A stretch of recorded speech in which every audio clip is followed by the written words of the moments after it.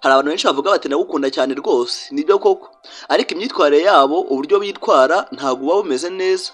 Usanga ibyo bita urukundo atari urukundo nyarwo koko, ahubwo usanga ari sikamu, uburyarya cyangwa se ibindi bintu byakwangiza urukundo mu gihe gito cyane rwose.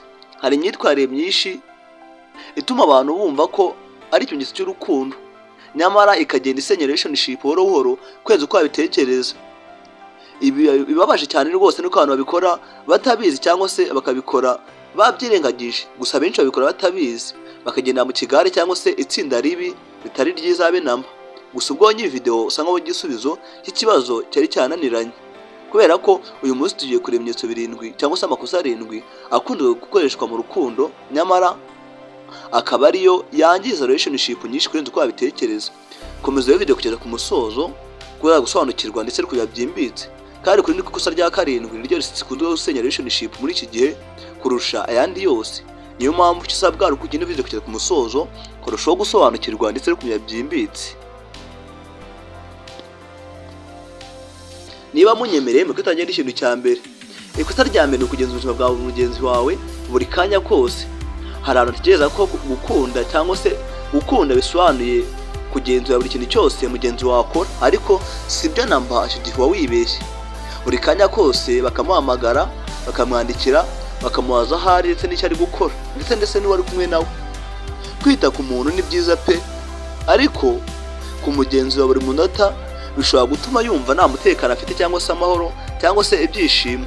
Ukuri ni uko urukundo rwiza rwubakirwa ku cyizere, si ukugenzura buri kanya cyangwa se si ukugenda cyangwa se kugenzura buri muntu buri kanya. Ikosa rya kabiri ni ukwigomwa byose kuri relationship cyangwa se kubera relationship. Hari abantu bareka inshuti zabo, bakareka inzozi zabo ndetse bakareka n'imiryango yabo, bakumva cyangwa se bakumva ko ubuzima bwabo bwose bugomba kugenzurwa cyangwa gutegerwa n'umuntu umwe gusa.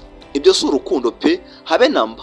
Relationship nziza ifashwa cyangwa se ifasha abantu bombi cyangwa se abantu babiri gukomeza gukura aho kubabuza kubaho. Yego rwose, gusa muri iki gihe turirengagizwa cyangwa se birengagizwa, bisa nko bitabaho. Nayo ikosa rya gatatu ni ukubabara buri gihe nta mpinduka zibaye. Kubabara ari byiza pe, ariko iyo umuntu ahora abeshya akubanga mbabarira cyangwa se akagusuzugura hanyuma akavuga ngo mbabarira buri gihe nta mpinduka zabayeho, ugomba kwara gutekereza kabiri cyangwa se ugatekereza neza byimbitse, kuko urukundo nyarwo rujyana n'impinduka nziza, si impinduka mbi. Ikosa rya kane ni uguceceka igihe habaye ikibazo cyangwa se igihe ubabaye. Hari igihe abantu benshi batinya kuvuga ibibazo byabo, bagatekereza ko nibaceceka cyangwa se nibaceceka ariko azabona amahoro meza kurushaho cyangwa se ariko amahoro azaboneka. Ariko ukuri ni uko ibibazo byinshi bibiswe mu mutima bisenya umutima buhoro buhoro, bikarangira umutima usenyutse cyangwa se bikura umutima buhoro buhoro, umunezero ukagenda ubura, bityo ugasanga utangiye kurwara indwara zitandukanye. Amaherezo biba kandi intandaro n'intonganya cyangwa se ibibazo bikomeye cyane. Yabiga kuvuga ibibazo byawe cyangwa se ubwubahane n'ituze. Nayo ikosa rya gatanu, kugereranya mugenzi wawe n'abandi. Amagambo nganga ngo kuki utameze nk'akanaka, kuki utankorera nk'uko abandi babakorera. Aya magambo arakomeza ku buryo hejuru cyane, gusa tugomba kubyemera kubera ko ngakaje karemberwa. Buri muntu afite uburyo akora mu rukundo rwe cyangwa se agaragaza mu rukundo rwe. Kugereranya umuntu n'abandi si byiza cyane, ko byica icyizere cy'umuntu ndetse n'ibyishimo yari afite kwenza uko babitekereza, kubera ko kugereranya umuntu n'undi bituma akomereka umutima, akomereka ku muvuduko uri hejuru cyane rwose. Nayo ikosa rya gatandatu ni ugutekereza yuko urukundo rwonyine rukemura byose. Urukundo ni ingenzi pe, ariko relationship ikomeye ni ukubahana. Ikeneye communication, igakenera kwizerana, ndetse ikanakenera kubahana cyangwa se kwihangana, cyane cyane kwihangana. Bibi byose bitabaye neza cyangwa se bitabayeho mu mahoro, ndagukunda yonyine ntabwo ibihagije habe namba, ahubwo aba gitonyanga mu nyanja.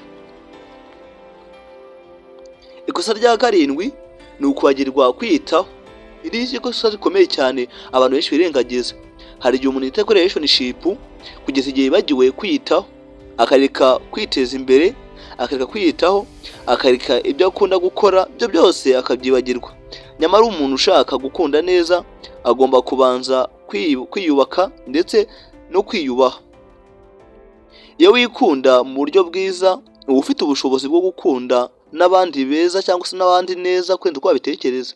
Ukuri ni uko urukundo nyarwo ntirugusaba gutakaza agaciro kawe, ntirunagusaba kubaho ku bwoba cyangwa se gukorera ku bwoba, ntirunagusaba kuba uri umuntu umwe cyangwa se ntirunagusaba kwisenya cyangwa se kwitinya buri munsi, ahubwo rugusaba kubahana no kuvuga neza ndetse no kubabarira no gukomeza gukunda neza. Niba hari kimwe muri ibimenyetso cyangwa se muri amakosa wowe ubwawe wibonaho, yego rwose ushobora kuba ari ikimenyetso kivuze yuko rwose mu minsi y'imibiri ushobora guhinduka, cyangwa se amakosa ubona kuri wowe bisobanuye ko nubwo ntabwo bivuze yuko relationship yawe yapfuye cyangwa se yarangiye, ahubwo bivuze yuko hari uburyo ushobora kubihinduramo neza bikagenda neza kurenza uko wabitekereza. Wowe ni cyo kimenyetso ubona gikomeye kurusha ibindi byose? Andika hasi muri comment maze twiganirire.